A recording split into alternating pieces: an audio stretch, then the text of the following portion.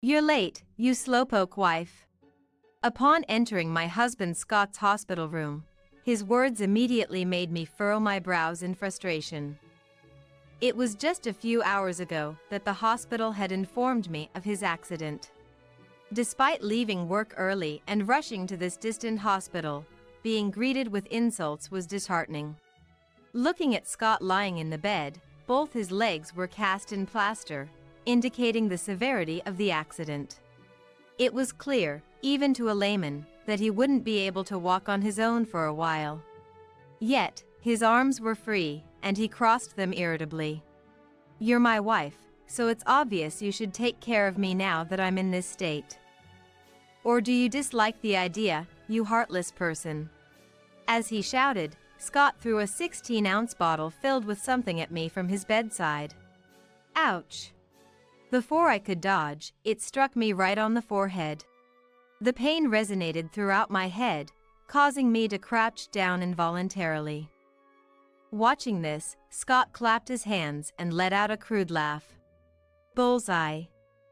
Really, it's your fault for being so defiant. As a wife, you should quietly take care of me. While pressing against my throbbing forehead, I bit my lip. I hadn't spoken a word since entering the room. I hadn't said I wouldn't care for him, nor had I expressed any reluctance. Scott has always been someone who can't stand things not going his way, but this was the first time he resorted to verbal abuse and physical violence without even listening to me. I dreaded to think what would happen if we were alone at home, given his behavior in the hospital. My head hurt, and I felt an overwhelming urge to cry. As I was lost in thought about what to do next, suddenly, I heard the sound of someone approaching from behind. The door swung open, and as I remained crouched, something hard poked my back.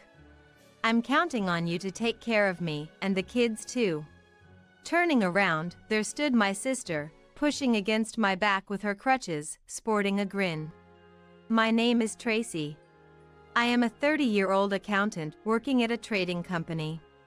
My diligent and meticulous nature suits my job well, and I am valued and relied upon at work.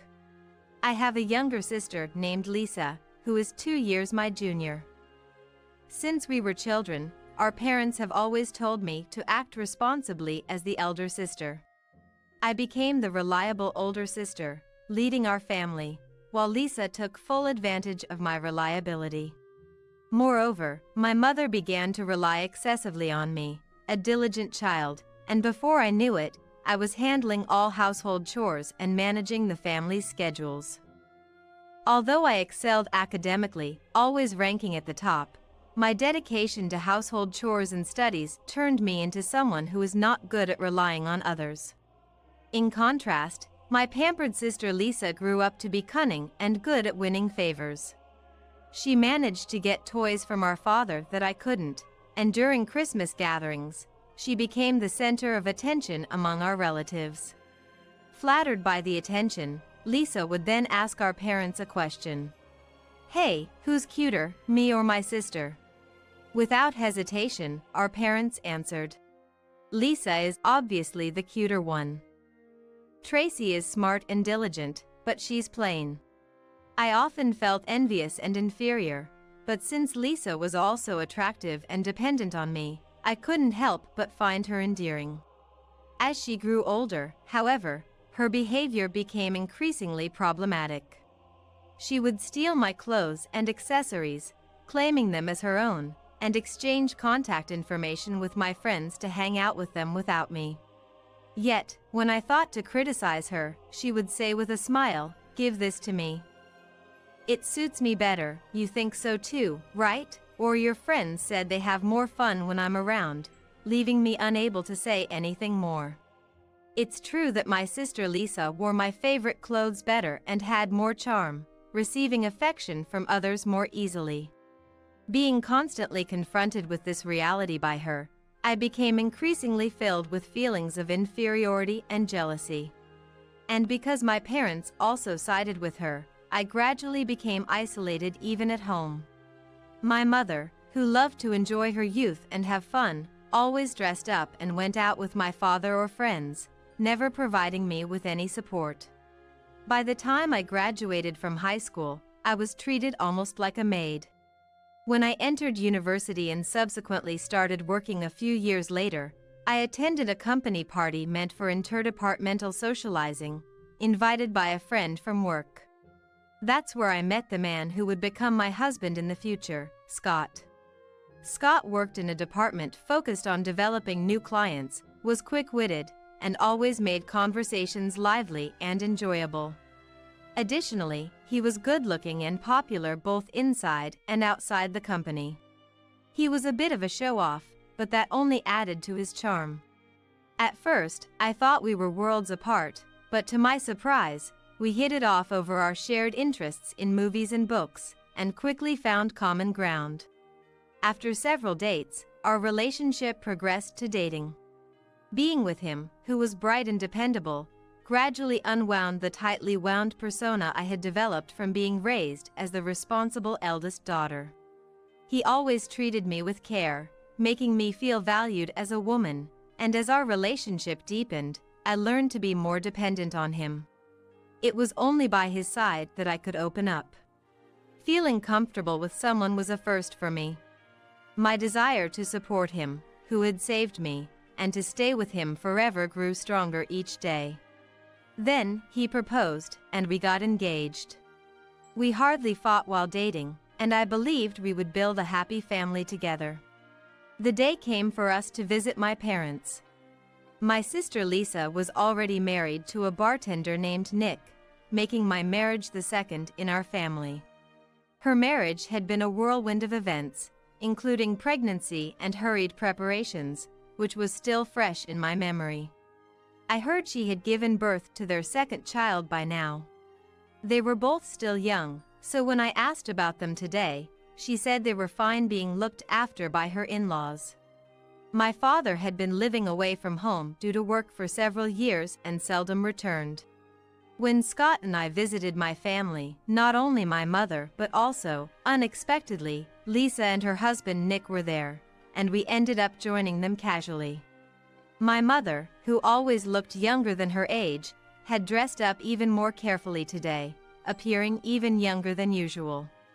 Lisa, on the other hand, was dressed far too flamboyantly for a sister's marriage introduction.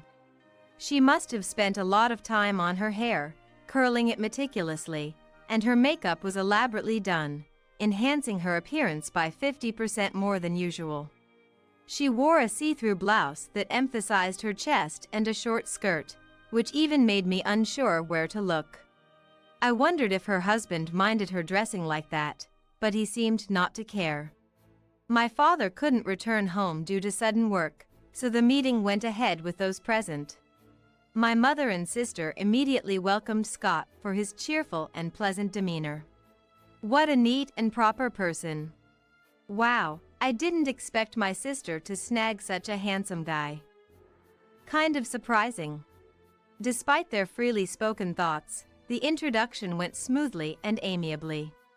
It was fine, but my mother and sister were overly friendly with Scott, bombarding him with personal questions like, "What's been the most fun experience at work? And besides my sister, who else have you dated?" as if they had known him for years. Worried Scott might be uncomfortable, I was about to intervene, but he didn't seem to mind and was happily engaging in the conversation.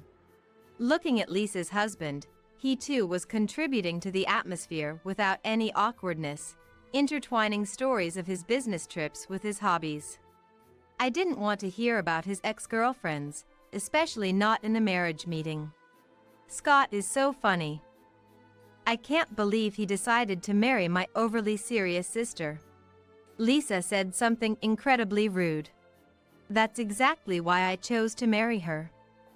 I have a carefree side, so I fell for the dependable Tracy. That's so funny. It's a waste, Scott, you're so cool. She laughed and flaunted her cleavage at him. While I tried to hide my discomfort, my mother began praising Scott, saying things like, "Young men these days really are handsome, aren't they?" When I first saw Scott, I thought he was a celebrity, as she flirtatiously brushed back her long hair, which was quite youthful for her age. Not at all. There are many more men far more handsome than me, but seemed somewhat pleased to join in the conversation. Eventually, alcohol was served, and the atmosphere turned into that of a mere drinking party, which frustrated me as I tried to steer the conversation back to wedding preparations. Somehow, because my family took a liking to him, we were able to proceed with constructive discussions about the marriage.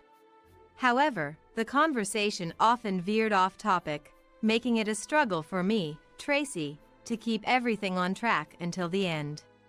After that, as we started living together and began preparing for our marriage, I found out that my mother and sister had taken a great liking to him and had exchanged contact information without me knowing. They began relying on him for various reasons, such as shopping on weekends or fixing things around the house, and each time, Scott would inform me and then head out alone. Your mother and sister are really nice people, and I enjoy their company. It's great to get along well with my fiancé's family, isn't it? He innocently mentioned this and started meeting them almost every week. He also got along well with Lisa's husband, Nick, and even started going out for drinks with him at night. Indeed, as Scott says, it's better for the relationship between my family and my fiancé to be good rather than strained. But after all, they are my family first. I can't say they should keep their distance, but the fact that they gather without me slowly creates a feeling of exclusion and discomfort. You could at least invite me if you're going. I could be useful for shopping too, and it feels lonely not to be relied upon by my own mother and sister. I brought this up lightly with him one time, and he chuckled awkwardly, dismissing my concerns. Tracy, you always seem so busy with work. You probably want to rest at home on your days off. Your mom and sister don't want to burden you, they're just being considerate. I'm a guy and I have the energy, so they call on me. Don't worry about it. He said this and patted my shoulder reassuringly. Although his explanation seemed reasonable, I felt brushed off and remained unsure whether to be satisfied with his response, continuing to harbor unresolved feelings. This situation didn't change even after we got married. Scott, who would leave work on time to the teasing of our colleagues as a newlywed, never returned directly home to live with me. Instead, he would go to see my mother and sister. By then, he didn't even bother to fabricate reasons for his visits, casually saying, "I'm going to have dinner with Lisa and Diane. I'll also stop by Nick's bar, so I'll be back late," as if he was going out with friends. Diane is the name of my mother. I wonder when he started calling her by her first name. Doesn't he find it strange to frequently visit my family without his newlywed wife at home? The vague sense of alienation I felt gradually turned into irritation and anger, though I was eager to join them despite everything. At that time, my company's performance was booming, and the workload in my department was at its peak.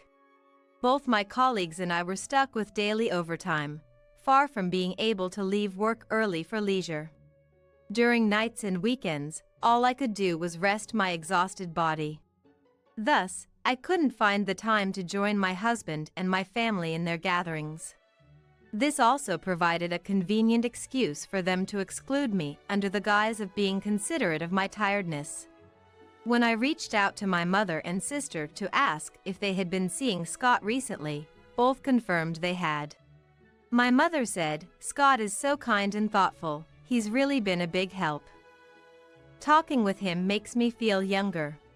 Lisa messaged me, saying, "Scott is so smart. He has great taste in choosing places and is so fun to talk to. Honestly, he's too good for you, sis. But I'm grateful to you for introducing us to Scott." Feelings of wanting to confront both of them bubbled up, but I decided it wasn't worth starting a family feud over and chose to ignore their messages. This situation continued for several months. Until then, aside from his frequent visits to my family, Scott had been a problem-free husband. He helped with household chores and was always gentle when talking to me. Sometimes, as a souvenir from his meetings with my mother and sister, Scott would show his thoughtfulness by bringing home sweets.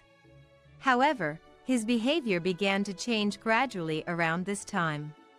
The company's performance continued to rise, leading to an increase in business trips for Scott, who works in sales. While he used to go on day trips or overnight trips about once a month, he started going on longer trips due to bigger deals.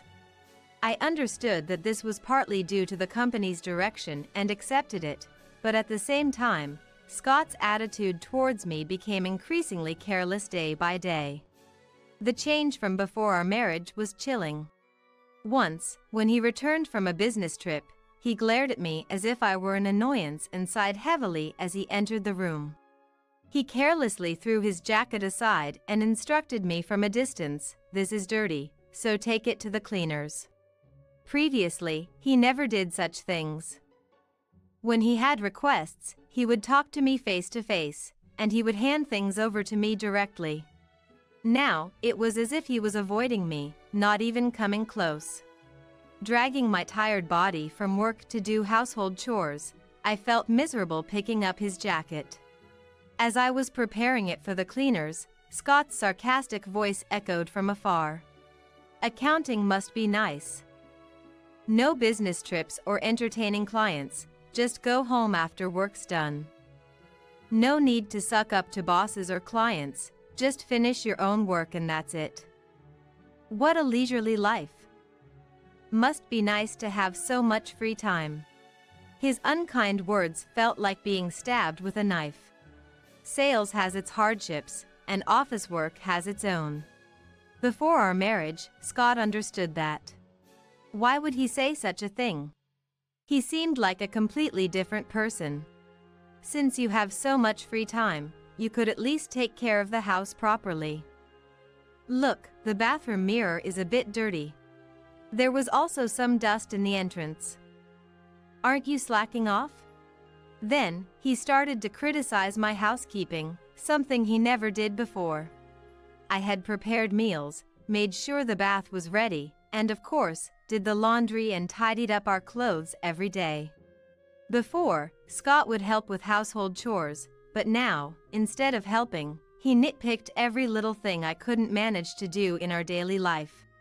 I might not have business trips, so I might have more flexibility with my time, but the work I do in my department is important to the company.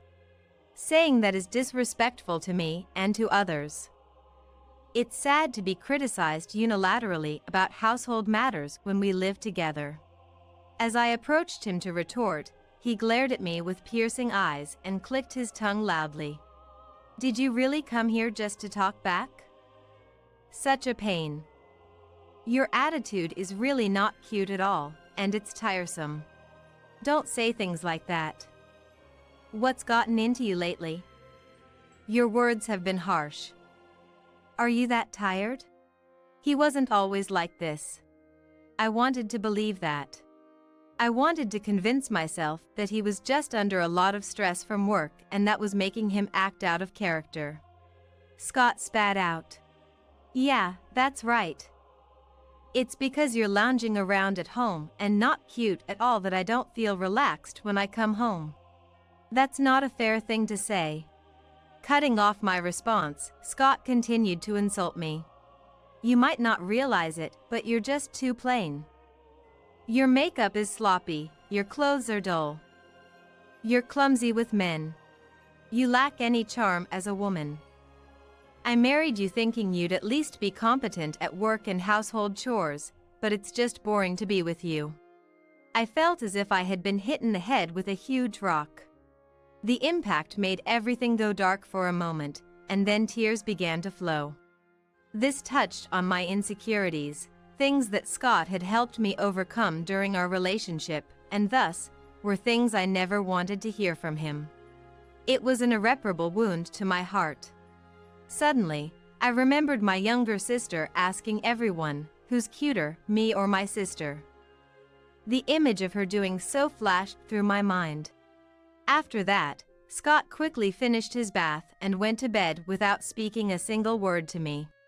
He showed no signs of apologizing for what he said. As I finished up the remaining chores in the kitchen while crying, I desperately tried to figure out what went wrong. Why had things turned out this way? Why had Scott changed?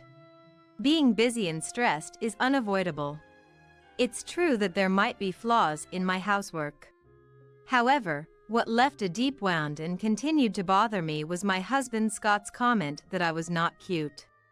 It made me remember how he would go out and have fun with my younger sister Lisa, who is attractive, and my mother Diane, who dresses youthfully. It was as if dots were being connected in my mind, leading to an answer. No way. Muttering softly, I involuntarily held my breath. Then, I sneaked into the room where my husband was sleeping and opened his bag. It was filled with what appeared to be work-related documents, but that wasn't what I was looking for. Illuminating the inside with my smartphone's light, I found it, a long strand of hair that could only belong to a woman. Next, a receipt from a hotel emerged as potentially damning evidence. Upon inspection, it wasn't just for my husband but also listed the names of my sister, my mother, and my sister's husband. So it's true, I whispered to myself. Claiming to be on a business trip, he had actually been away with those three. Even though I had anticipated as much, the revelation still pained me. Their joyous outings before were nothing like this deceitful betrayal. To treat me coldly at home, only to lie and meet with them, there had to be something more sinister at play. My heart pounded loudly, and my body trembled uncontrollably. Having discovered this much, there was no turning back. I finally reached for his smartphone by the pillow. After a few attempts with likely passwords, it unlocked. The messages and call logs naturally revealed numerous pleasant exchanges with my sister and mother. From a distance, I methodically photographed these screens with my phone. Peeking into the photo folder next, I was confronted by a series of embarrassing photos involving my husband with my sister, my mother, and my sister's husband, images so shameful it was hard to speak of. I was overcome with a sense of revulsion, surpassing shock. Struggling to keep hold of the phone, I captured these images on my own device as well. Feeling nauseous, I rushed back to the kitchen and vomited repeatedly. The photographs starkly depicted indecent acts between my relatives and my husband, undeniably far from normal. Had he not been asleep, I would have screamed in outrage.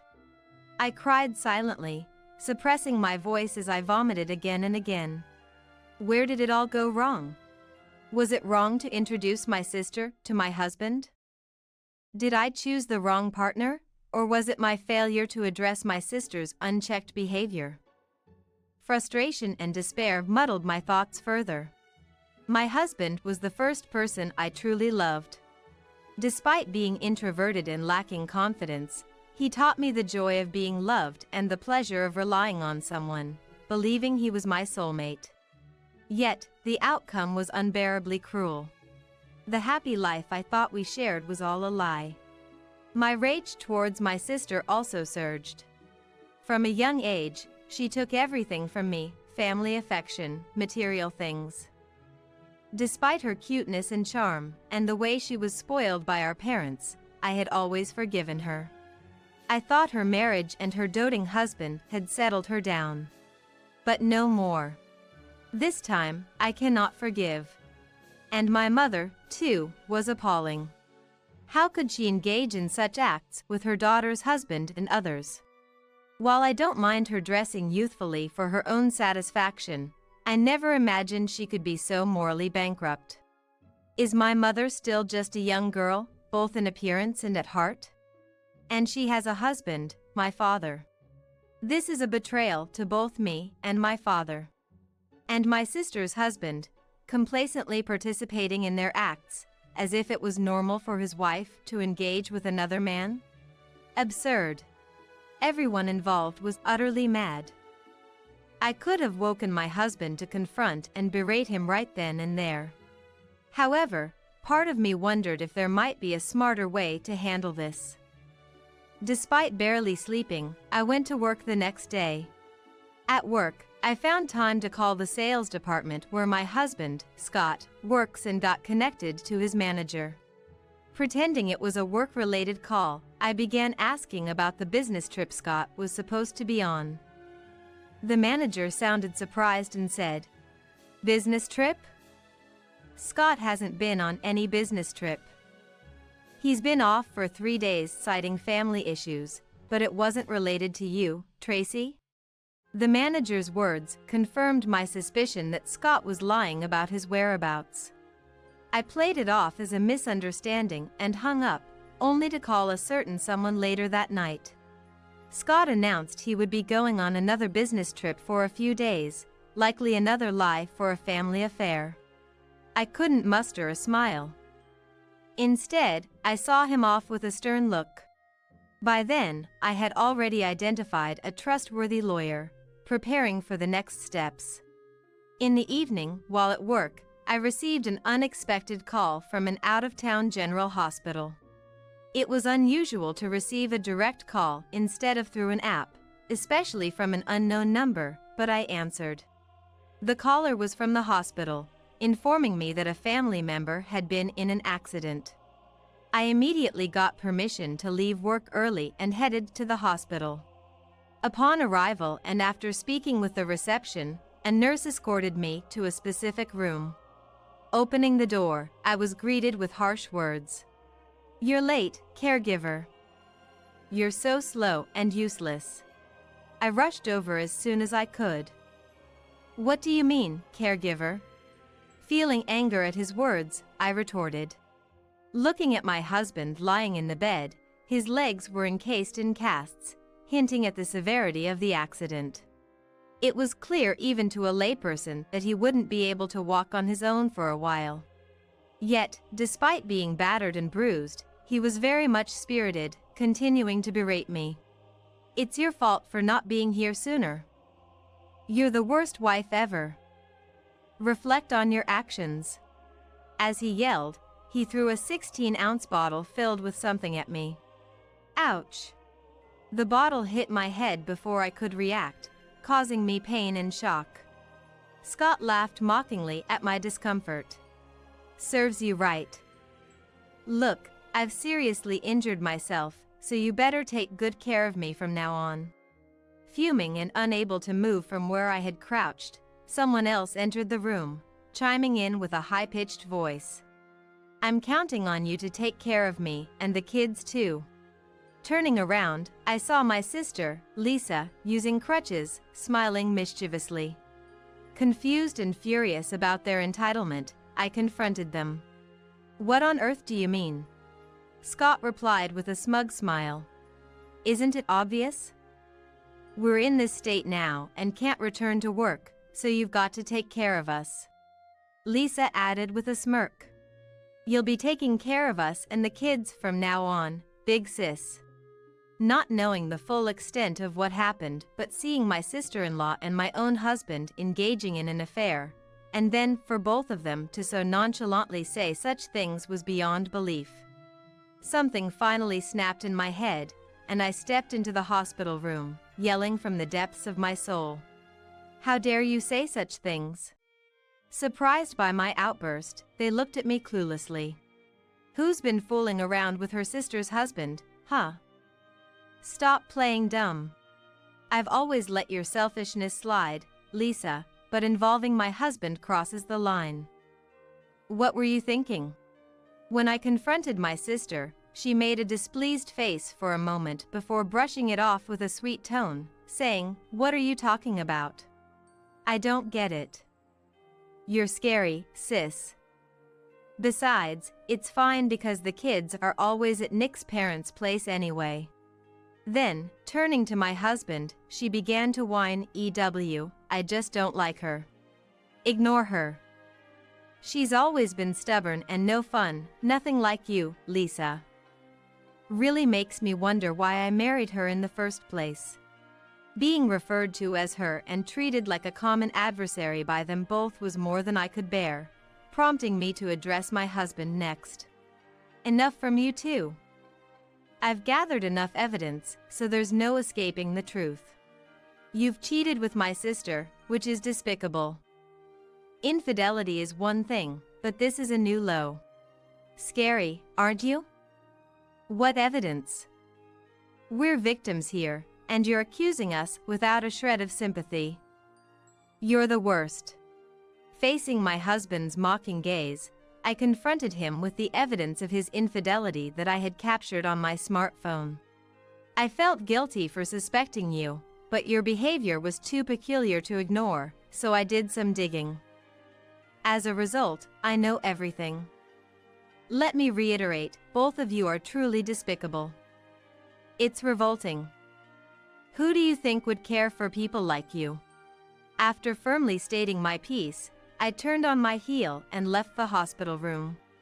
As I passed a stunned nurse, I gave a small nod before quickly making my way out, regretting the wasted time I could have spent elsewhere. As I hurried down the hospital corridor, a familiar voice called out my name from behind. Turning around, I was greeted by the sight of my mother in a wheelchair, looking much her age without makeup and with disheveled hair, an unusual sight for her. My mother looked somewhat uncomfortable, but like my husband and sister, she displayed no remorse. The person pushing her wheelchair caught my attention. It was my sister's husband. To think I'd run into not just my husband and sister, but these two as well. Recalling how I'd left in anger without hearing their side of the story, I approached them for an explanation. After a moment of awkward silence, they suggested we move to a quieter spot, and that's when my sister's husband began to speak. My mother, sister, husband, and sister's husband had taken time off to gather for a secretive getaway to an adults-only spot known for its heavy snow. Without proper preparation, they ventured into snowy mountain roads where their vehicle flipped on a steep slope, heavily injuring my husband and sister from the impact, and partially paralyzing my mother when the car struck a tree. My sister's husband, saved by the cushioning of a pillow he happened to bring, escaped with just a sprain. As he recounted their reckless adventure, his eyes dropped, filled with unease. No matter how regretful they might now seem, it was too late. Such irresponsible behavior, if discovered by the relatives caring for my sister's children, would surely not be overlooked lightly. Just then, my phone rang with a call from someone familiar.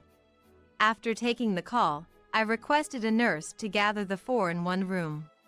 Upon arriving with my mother and brother-in-law at the hospital room where my bedridden husband and sister awaited, I revealed that I was fully aware of their deeds and had shared everything. I know exactly what you all have been doing. Of course, I do. And then, saying that, I opened the door to the hospital room that had been closed. I've told him everything as well. Standing there was my father, his face contorted in anger and disappointment. Is everything Tracy told me true? He asked in a low, strained voice, looking at my mother and sister as if they were strangers. Yes, it's true. I have the evidence on my phone, some of which I can't show you. I replied, showing him what I could on my smartphone. As he saw each piece of evidence, his rage visibly intensified, shaking him to his core. You all. What disgraceful things have you been doing? To think I've been content with such a promiscuous woman as my wife all this time. As he moved directly toward my mother, he suddenly opened his bag and presented her with a divorce form. You've deceived me for so long. Infidelity with another man, and to think, both with our daughter's husband, that's just not right. Honestly, I'm ashamed to have had you as my wife. I wish I could start my life over. The intensity of my father's presence was immense, causing everyone in the room to hold their breath. My mother looked uneasy, casting her gaze around, and looked at my father with a flattering gaze. Oh, come on, you're being dramatic. It was just friendly outings with our daughter's husband. It's better to be on good terms than bad, right? Good family relations don't justify such behavior. He then showed Diane the embarrassing photos displayed on my smartphone, which I had shown him. Please, let's not talk about divorce. I admit what I did and I'll reflect on it. If we divorce, I'll have nowhere to live. And with my injuries. Please, forgive me. I couldn't care less. Despite my mother's attempts to excuse herself, my father forced a pen into her hand. He already knew from me about her paralysis. He already knew that my mother couldn't escape. If you understood what you've done, you wouldn't dare make such excuses. Don't act so entitled. You brought this upon yourself. Stop it. I don't want this. After a brief struggle, my father overpowered my mother and forced her to sign the divorce paper. Simultaneously, I presented Scott with the divorce papers I had prepared since the day I found evidence in his room. What's this now? You called yourself a caregiver. To my ludicrous husband, I replied. I said I won't take care of you. Haven't you realized what you've done yet?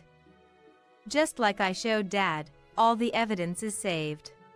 You're despicable. Snooping through my stuff. You're the vulgar one, not me, he retorted, losing his temper. I was utterly dismayed by his reaction.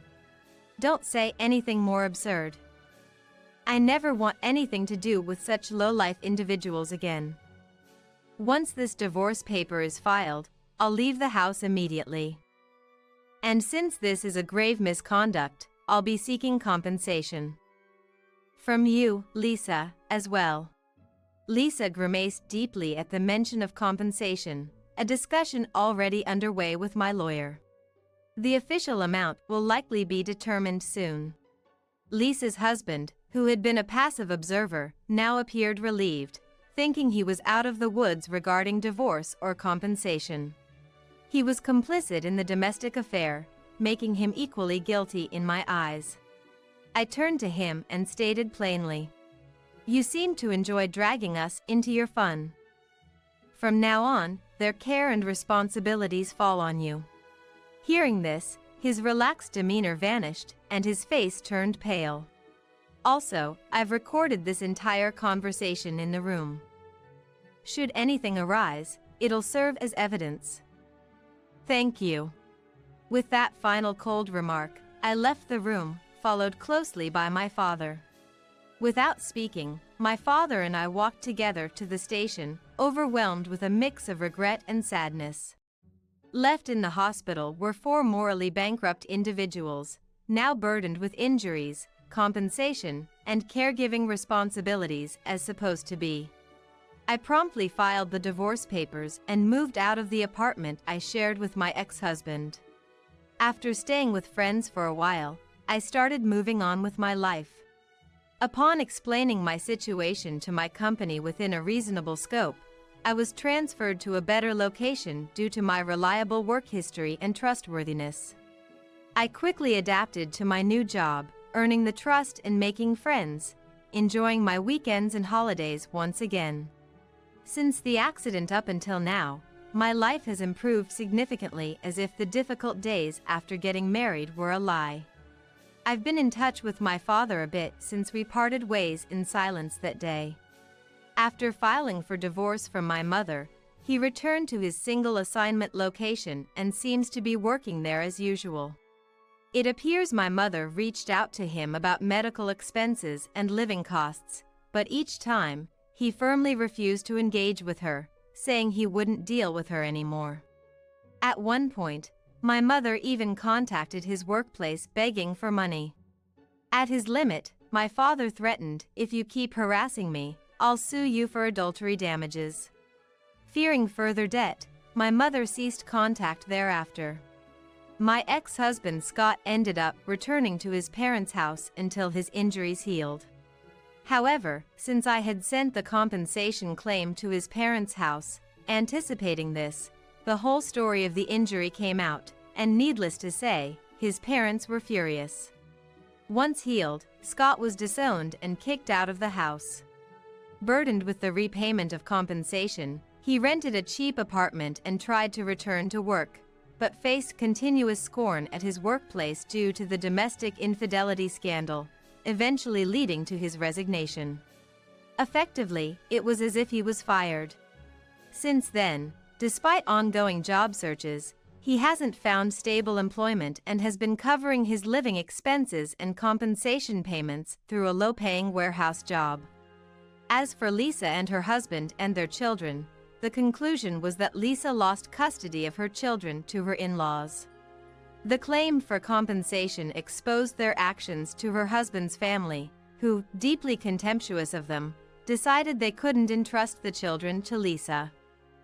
Lisa's husband was also disowned by his family, and they had to earn for the children's support, my mother's medical expenses, and their living costs alone. Lisa's husband, once a bartender, left his job as the incident became a rumor among the customers and shop. He's been hopping between similar jobs since, but the small world of alcohol lovers means he's met with cold stares wherever he goes, making any long-term employment untenable. Lisa, having never worked before, started from scratch with a job at a local supermarket, facing many hardships. Moreover, Diane's once bright demeanor vanished due to her physical limitations, turning her constantly irritable and demanding. Facing daily outbursts from my mother, Lisa lost her once cheerful and charming nature, becoming gaunt and gloomy. Thankfully, having distanced myself from such chaos, I thrived in my new job. A year later, I began dating a man I met there. Though initially cautious about love after the shock with Scott, our relationship grew from a deep-seated friendship and trust. I decided to learn from my past, realizing staying passive wouldn't do. Waiting for someone to break through my shell would only make me vulnerable to people like Scott. Happiness must be seized with courage. Would you consider dating me with marriage in mind? Taking the first step, I confessed to him. Surprised and bashful, he accepted my proposal. Your confession made me incredibly happy, but I feel somewhat inadequate. I'll strive to be a better man, he said with a shy smile. Don't worry about it. I made my decision, and you're enough as you are. Let's look forward to our future together. Our relationship flourished, and a year later, we joyfully decided to get married. The understanding and acceptance from him and his family about not inviting mine to the wedding or celebration were comforting. A new life begins in a place where I feel secure and comfortable, alongside someone precious with whom I'll build